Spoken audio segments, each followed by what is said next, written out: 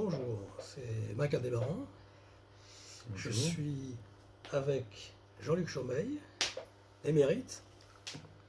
Voici la table d'Isis, collection. Et là, on va parler aujourd'hui de l'Institut Boutard et aussi d'expériences que tu as pu avoir auprès de tout ce monde-là. Oui, l'Institut Boutard a été créé par Guithieu Mon père. en 83, si j'ai bonne mémoire. Et moi, j'avais été. On m'avait parlé des travaux Boutard. C'était un certain Trojani qui a fait un livre sur les Rose-Croix, qui connaissait bien Guithieu. Et du coup, je suis allé voir Guithieu, qui m'a exposé toute l'histoire Boutard.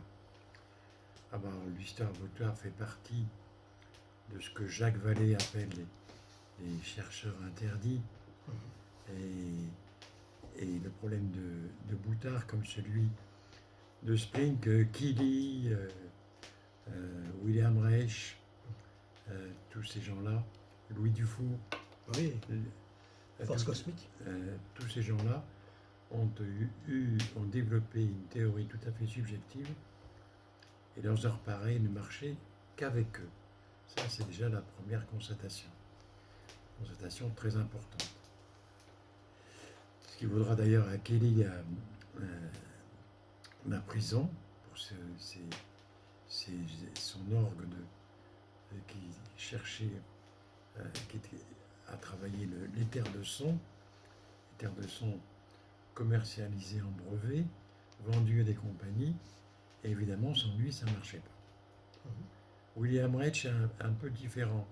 William Reich a fait ses caissons d'orgone où il y avait l'orgone, c'était de la matière, il n'était pas de la matière ni de l'énergie, c'était un état intermédiaire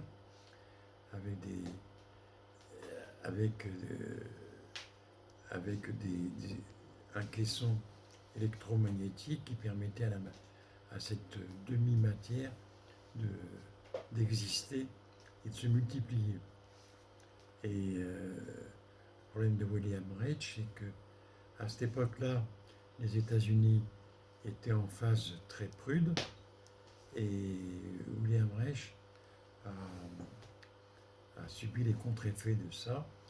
Il a été accusé de prôner l'énergie sexuelle à tout cran pour la jeunesse américaine, ce qui lui a valu la prison. Et du coup, c'est un peu une Marcuse. Et même on l'avait mis, il a été interné, je crois, si j'ai bonne mémoire. C'est dommage parce que les travaux de William Reich étaient très intéressants au niveau de cette demi-matière énergie. Et là, il y avait un côté tout à fait passionnant. Cette matière énergie que l'on retrouve d'une façon plus historique dans l'histoire de la manne des Hébreux. La manne des Hébreux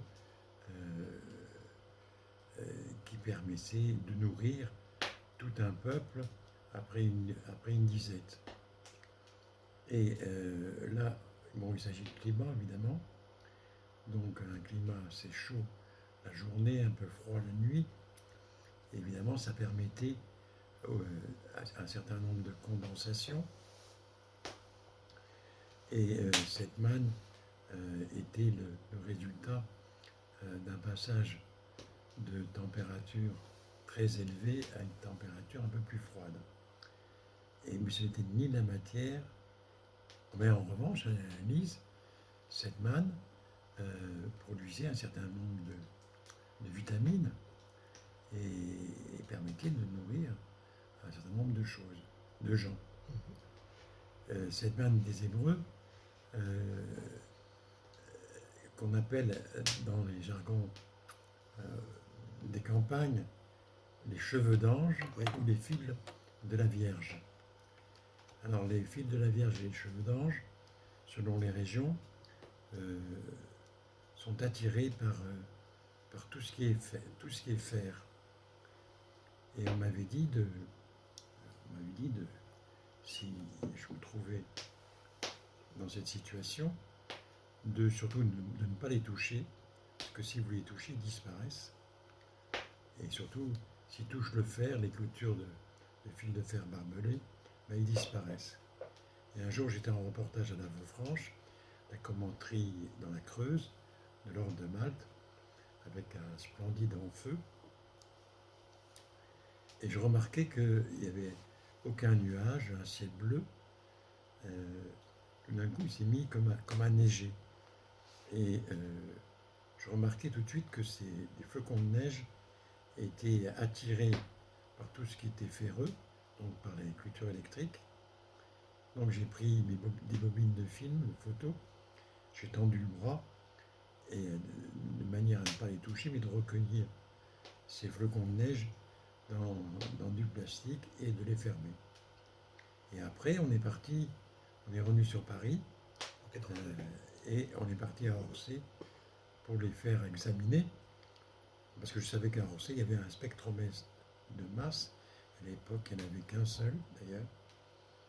Mais bon, vous savez que les chercheurs, ce sont des gens qui sont très organisés, apparemment, mais qui sont quand même très intéressés par tout ce qui est nouveau. Et je suis rentré dans le laboratoire, je leur ai dit j'ai quelque chose à faire analyser, on m'a souri aux lèvres, on m'a dit monsieur allez vous faire foutre. Et puis il y a un étudiant, enfin, il y a un assistant qui était dans un coin qui a dit mais il y a une expérience qui a été annulée, par conséquent on a un petit laps de temps. Alors tous les chercheurs qui étaient dans la salle sont venus et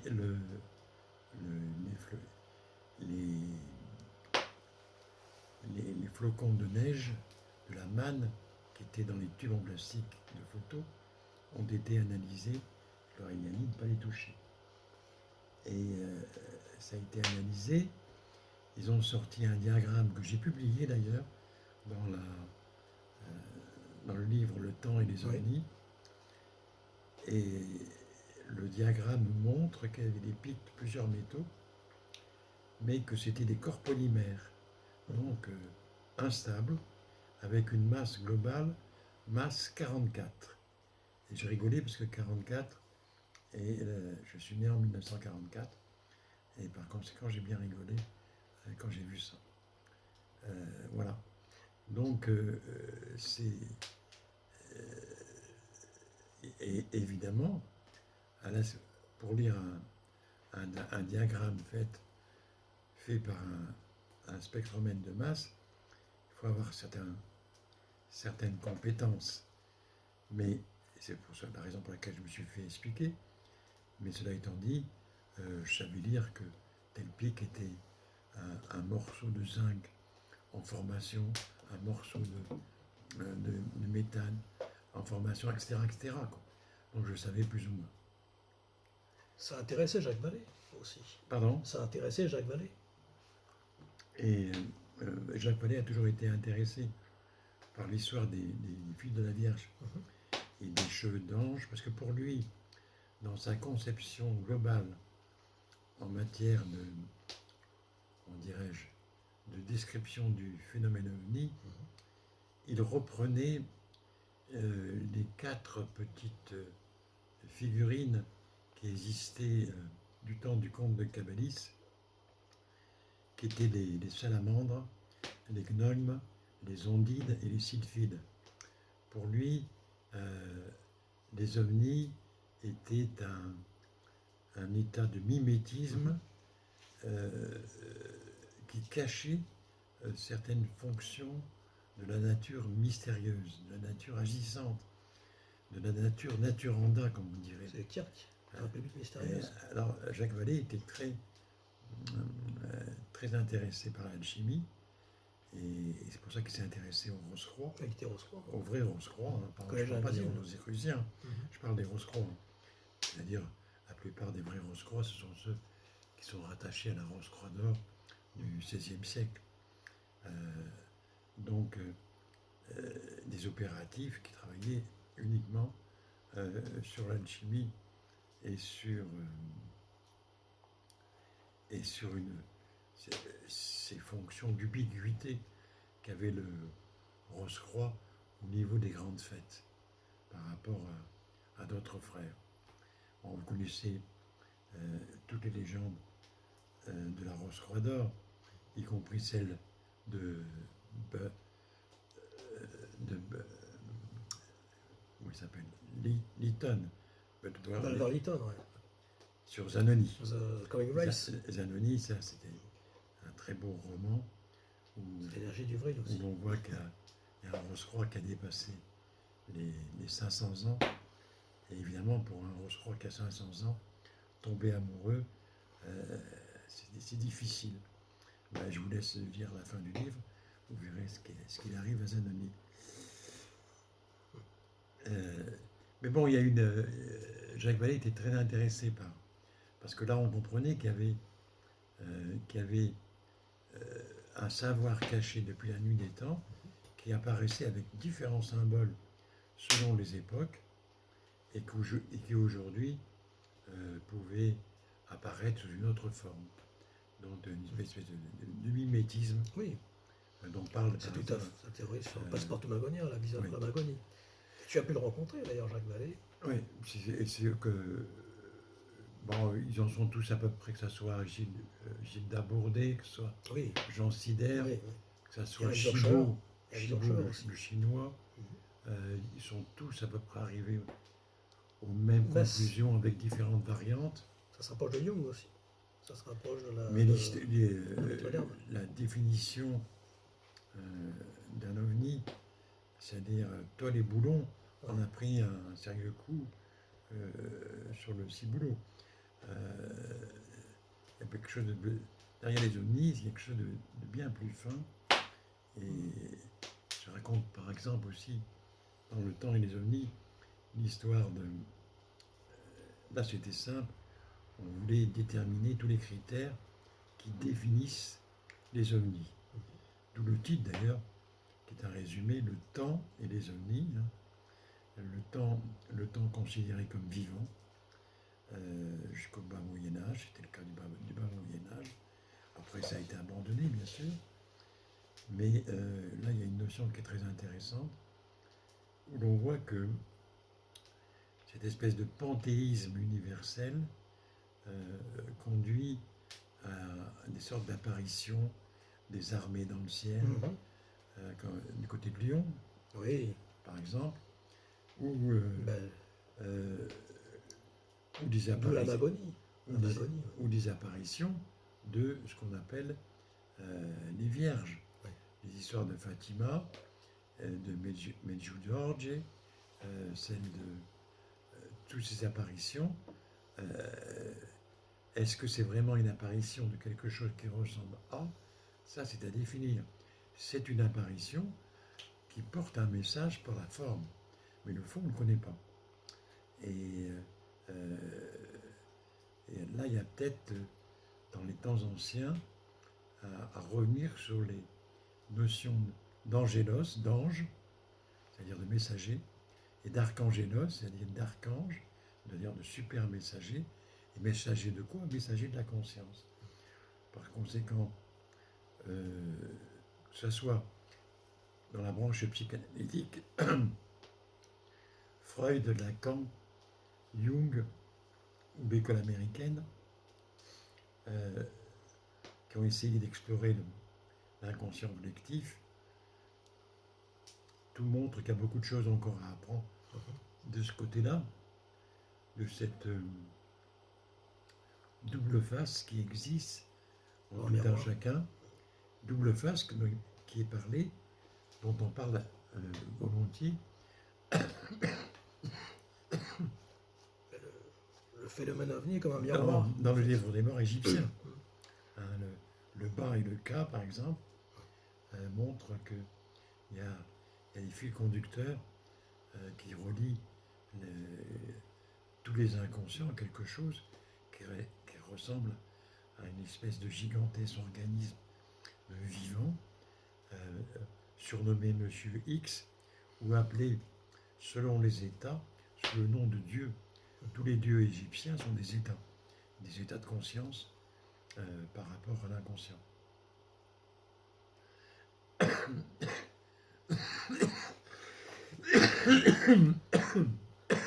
On pourrait dire que le phénoménologie, il est comme un miroir aussi.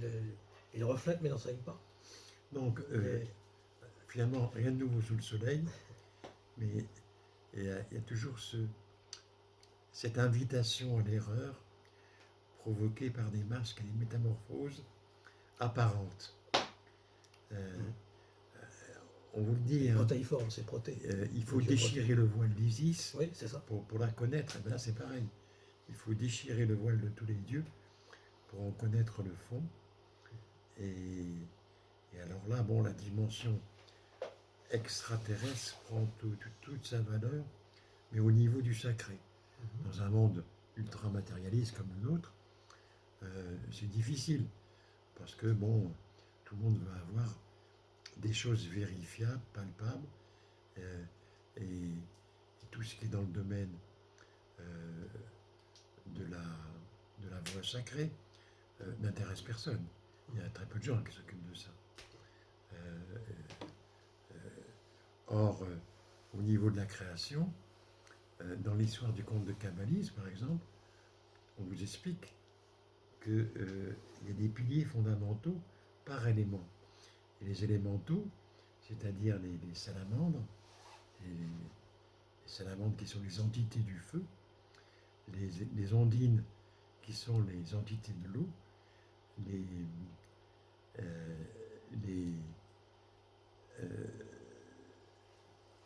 les sylphides qui sont les créations de l'air, et les gnomes qui sont les entités de la terre, montrent qu'il y a des puissances, qu'il y a une hiérarchie de 4 piliers, élément par élément, et éléments qui se décomposent, pour se reformer. C'est ça qui est assez passionnant.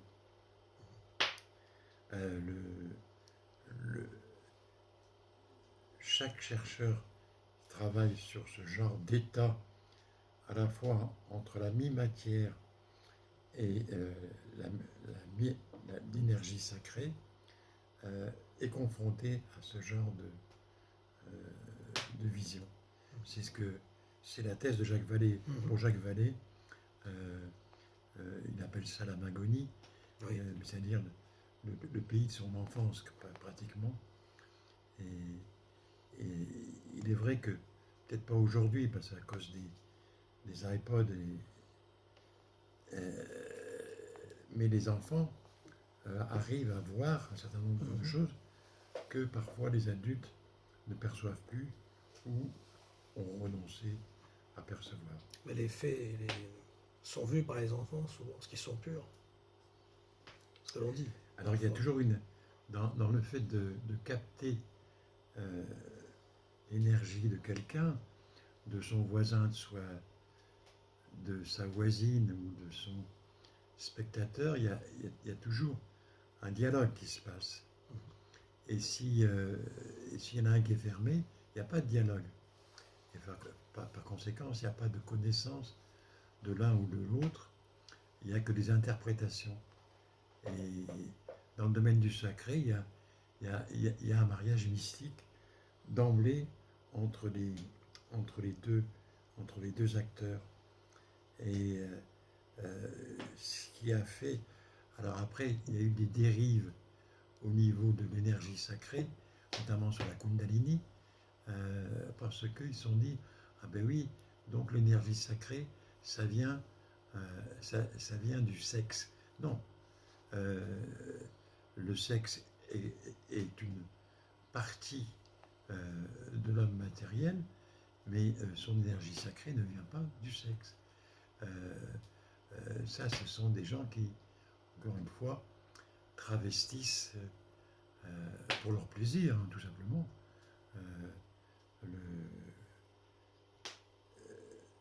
Dans les ordres religieux, on se demande pourquoi dans les ordres religieux, par exemple, il faut brimer le sexe. Alors là, c'est idiot, parce que vous ne pouvez pas brimer ce qui est naturel. Chasser le naturel, il revient au galop, Et on le voit bien dans les histoires récentes, on voit bien le certain nombre d'abus qui sont passés, parce que justement, il y avait brimade, il y avait, il y avait, il y avait des choses qui ne se faisaient pas. L'apostolat en matière de religion, il est réservé qu'à une petite élite. Alors, si vous prononcez ce mot élite, c'est fini, on vous taxe tous les noms. Mais l'apostolat, c'est autre chose. L'apostolat, c'est se donner corps et âme à une grande idée qui relie tous les hommes. Et évidemment, si vous êtes empêtré dans vos histoires personnelles de sexe ou de mensonges, vous ne pouvez pas vous intéresser à l'humanité. Pour faire un apostolat de quelque chose, il faut être entièrement libre d'eux. Et il est certain qu'ils ne vont pas être mariés non plus. Si vous êtes marié, vous ne pouvez pas vous intéresser à un ordre social particulier. Donc, évidemment, les religions ont bâti des théories, des principes là-dessus, en disant, pour l'apostolat, pas de sexe, pas de machin, mais tout le monde n'est pas capable d'être un saint. Et ça a été le problème des religions. Et la religion n'aurait pas dû être, comment dirais-je, travailler en ordre collectif, parce qu'elle ne pouvait pas travailler en ordre collectif. Elle aurait dû rester primitive comme elle était aux temps anciens et dans n'importe quel pays du monde d'ailleurs. Alors, l'avantage du christianisme, et ça c'est la plus belle des choses, c'est que ils ont trouvé quelque chose qui, dans le cadre de la mythologie, surpassait toutes les religions. Bien que chez Pythagore, bien que chez les Égyptiens, on parle du voyage du pharaon avec les dieux, d'une certaine éternité. Mais chez les chrétiens, la résurrection, c'est nouveau. Et comme disait le père Romanet de Saint-Sulpice, avant qu'il détruise la religion catholique, il se lèvera des ponts. Parce que c'est du solide, c'est une marge de plus, ce concept de la résurrection. Alors, tout ce qui s'est passé tout récemment, c'est-à-dire dans les 60 dernières années, dans le cadre de l'histoire de Rennes-le-Château, de son prioration fictif, et évidemment de Jésus-Christ marié avec Marie-Madeleine, ce qui n'était pas nouveau, puisqu'un pasteur autrichien l'avait écrit en 1850. Tout ce qu'il voulait, c'était casser les religions en attaquant le principe de la résurrection par l'intermédiaire de son incarnation, Marie-Madeleine. Avec c'est Marie-Madeleine qui voit Jésus lors de sa résurrection. Vous avez une très, très belle fresque d'ailleurs à la Tour Saint-Jacques, qui était à la Tour Saint-Jacques. La Tour Saint-Jacques est dedans. Qui sont dans les cours de Louvre, dans les cartons du Louvre, où on voit Marie-Madeleine qui va parler aux apôtres en leur disant il est toujours là. Seulement il m'a dit de ne pas m'approcher de lui, car c'était dangereux. Alors ça c'est intéressant, c'est dans ce qu'on appelle le phénomène de l'aura en matière d'arcana arcanorum, c'est-à-dire une espèce d'émanation, de rayonnement qui est extrêmement puissant et qui est nuisible à des êtres, à des terriens. Et ça, c'est assez passionnant, parce que c'est une bonne description de ce qu'on appelle le suprême arcanum dans l'histoire de Memphis Misraïm. Et bon, ils en parlaient plus ou moins dans en Égypte, en Grèce, le mystère d'Éleusis, dans le mystère des Kabyres, dans les mystères d'Isis et d'Osiris. Dans toutes les gnoses, on parlait plus ou moins de ça, mais pas aussi, pas autant d'une façon précise, très précise. Et cette résurrection, c'est l'apanage du christianisme primitif, c'est-à-dire avant qu'il ne soit organisé, c'est-à-dire avant 325, avant le concile de Nicée. Ouais, Nicée. Et ça, c'est important. Et il est évident que si vous lisez le dictionnaire des hérésies, vous allez voir qu'il y a un tas d'églises anciennes qui vont essayer de remettre l'homme au cœur du centre. C'est-à-dire, c'est bien gentil, mais après, le collectif, c'est devenu le collectif, etc. Et l'homme a été oublié. Aujourd'hui, c'est la fin de cette étrange fuite en avant, où il n'y a plus que le collectif qui compte, avec des principes, des notions qui ne sont pas exacts sur le fond. Les principes d'égalité, de fraternité, etc., ne sont pas démontrés d'une manière collective. Et ça, c'est important. C'est-à-dire que remettre l'homme au cœur du sentier, sur la voie, en tant que principe sacré vivant, c'est déjà pas mal. Mais pas lui donner tous les pouvoirs que lui donne le collectif. Ça, c'est du New Age très dangereux. L'homme n'est pas un dieu. Tous ceux qui ont fait des expériences mystiques et qui sont taxés, là, vous voyez, les saints, ils ont une auréole, ça veut dire qu'ils sont devenus intemporels. Ceux-là, c'est pas parce qu'ils ont été consacrés par le Vatican ou par tel organisme qui ont atteint le summum. C'est-à-dire qu'on peut imaginer qu'après avoir atteint cet état de rayonnement, vous avez un principe, quand vous avez un trop-plein chez quelque chose, il faut le redonner. C'est le principe de la maçonnerie et le principe de la transmission. Une fois que vous avez un trop-plein, il faut le transmettre et le redonner. Or, dans l'histoire des saints, vous avez beaucoup de cas où il n'y a pas que des enseignements, il y a des choses qui sont données d'une façon libre et gratuite, sur tous les plans. Il n'y a pas de marché, il n'y a pas de contrat, de bail à céder ou quoi que ce soit. C'est comme Tesla, l'énergie un peu gratuite. Alors Tesla, c'est pas pareil. Tesla, lui, c'était l'homme qui met...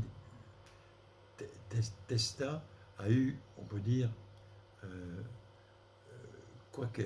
c'est éducation très matérialiste, poussée à fond, mais il a eu entre les mains, à un moment, la maîtrise de la foudre. Et en alchimie, c'est une voie, la voie de la foudre. Il a su en trouver les lois. Et on peut dire que, par exemple, en Californie, vous avez tous les brevets Tesla, que j'ai ici d'ailleurs, et il y a les 2 tiers des brevets de Tesla qui sont incompréhensibles par les plus grands savants. Donc on reparlera de Tesla en dehors de la voiture électrique qui est connue de notre ami milliardaire. Ouais. Mais Tesla, c'est le matérialiste à outrance qui touche au sacré au niveau du feu et du feu électromagnétique. Et il y a des choses qu'il fait dans l'intérêt de l'homme, de la collectivité, et puis il y a des choses que personne ne comprend, parce qu'il ne comprend pas. Ce que les gens ne comprennent pas, c'est qu'il se soit intéressé en tant que chercheur spécialisé dans un axe humain. Ça, personne ne comprend. Pour eux, c'est impossible à comprendre, parce que pour eux, pour eux, ça veut dire qu'il n'y a pas d'intérêt. Donc, Tesla est un personnage dont on parlera Mhm. souvent. Oui, c'est la société Health Research en Californie qui possède tous les brevets Tesla à ce niveau-là.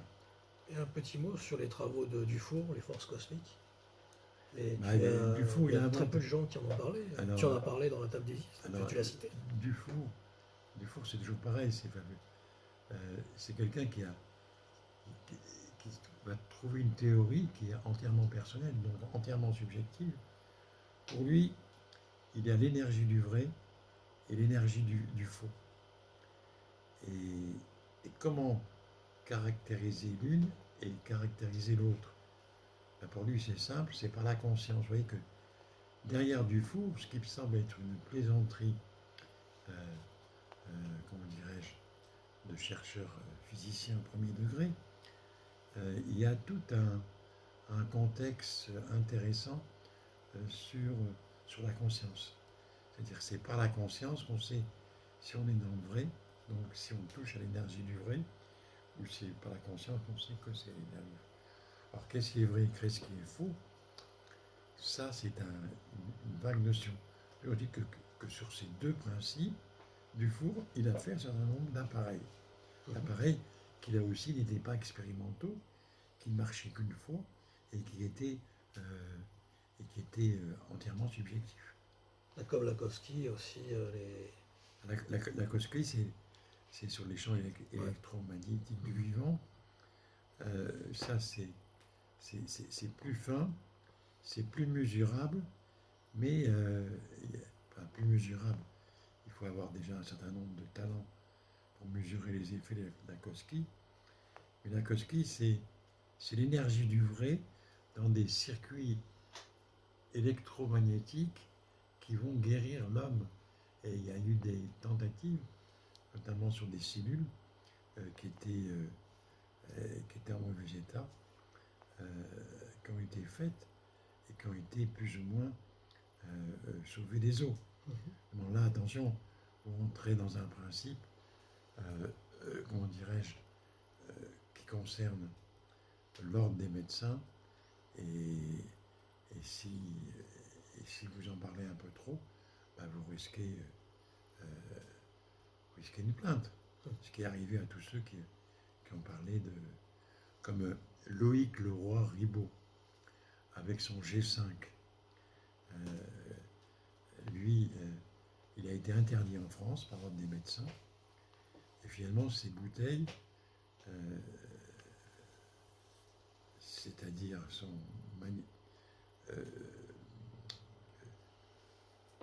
ces bouteilles d'énergie se vendaient en Irlande. D'Irlande, il est repassé en Suisse, et de Suisse, il n'a pas pu rentrer en France, il les vendait. On peut en trouver en Suisse, et on peut toujours en trouver en Irlande, etc. Et sur des milliers de cas, il a démontré qu'il guérissait un certain nombre de gens. Mais le problème des guérisons, il est simple. Guérir pour un médecin qui prononçait le serment de Pythagore, c'était guérir quelqu'un des dégâts qu'avait subi son âme et subi son corps. Et donc il y avait les deux. Aujourd'hui, il y a peu de médecins s'intéressent à votre âme. D'abord, ils n'y croient pas. Et ensuite, il faut que des spécialistes, c'est-à-dire ils ne vous soignent pas dans la globalité. Ce que réfute l'école allemande et la partie de l'école de l'Est. Oui. Ouais. Qui lui aussi a été emprisonné. Alors ça, c'est embêtant. Très embêtant parce que il y a